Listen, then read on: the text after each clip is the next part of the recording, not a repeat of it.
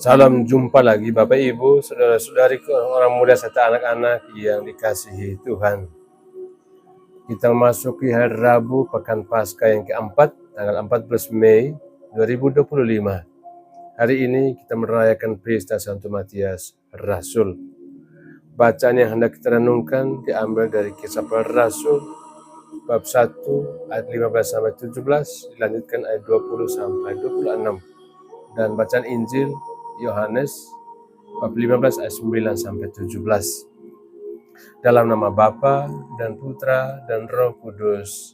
Amin. Bapak Ibu, saudara-saudari, orang-orang muda serta anak-anak yang dikasihi Tuhan. Hari ini gereja merayakan Pesta Santo Matias Rasul, seorang murid yang dipilih untuk menggantikan Yudas Iskariot dalam kelompok 12 Rasul. Pilihan ini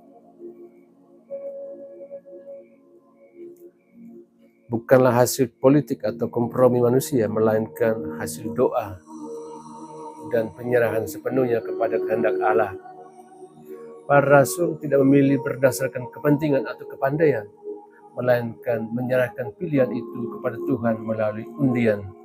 Setelah terlebih dahulu memohon dalam doa, tunjukkanlah kiranya siapa yang Engkau pilih. Disinilah kita melihat bagaimana gereja perdana mengandalkan kehendak Allah dalam setiap langkah penting kehidupan bersama. Matias adalah simbol dari seseorang yang mungkin tidak menonjol di depan tetapi hidup dalam kesetiaan dan ketekunan.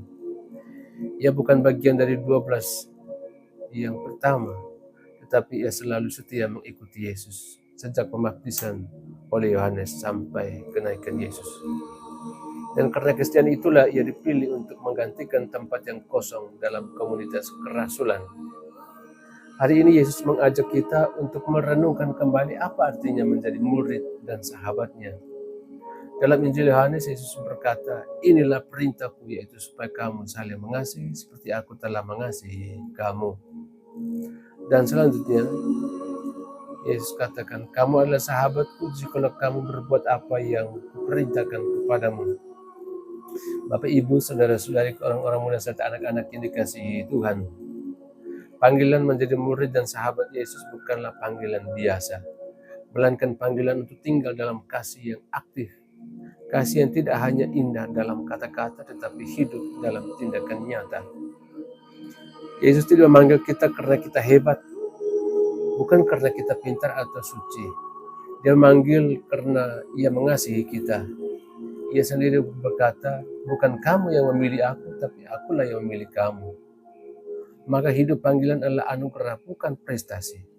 Kita dipilih bukan untuk berbangga, tetapi untuk menghasilkan dua, yaitu kasih, pelayanan, kesetiaan, dan pengorbanan.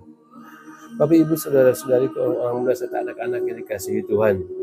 Dalam konteks gereja masa kini, kita diingatkan kembali bahwa panggilan adalah milik semua orang. Panggilan untuk menjadi imam, bruder, suster, biarawan, biarawati, dan juga panggilan hidup berkeluarga, bekerja jujur, menjadi sahabat yang tulus, menjadi warga yang adil dan peduli. Semuanya bersumber dari kasih Allah dan ditujukan untuk memuliakan Allah dan membangun kehidupan bersama. Melalui Pesta Santo Matias kita diajak untuk pertama, tetap setia meski tidak dikenal atau tidak diperhitungkan, karena kesetiaanlah yang membuat Matias itu terpilih. Kedua, hidup dalam kasih yang konkret, bukan sekadar kata-kata manis. Yang ketiga, mengandalkan kehendak Tuhan dalam setiap keputusan hidup, bukan hanya mengandalkan kekuatan atau akal budi kita sendiri.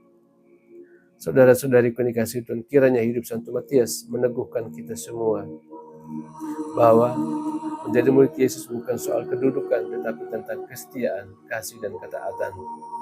Akhirnya marilah kita mohon rahmat Tuhan agar kita pun sanggup tinggal dalam kasih-Nya dan menjadi sahabat yang berbuah seperti Santo Matias dalam kehidupan kita sehari-hari. Amin. Tuhan bersamamu. Semoga kita sekalian, semua mereka yang kita kenangkan dalam doa-doa kita, dan usaha-usaha kita senantiasa dilindungi, dibimbing, dan diberkati oleh Allah yang Maha Kuasa, Bapa dan Putra dan Roh Kudus. Amin.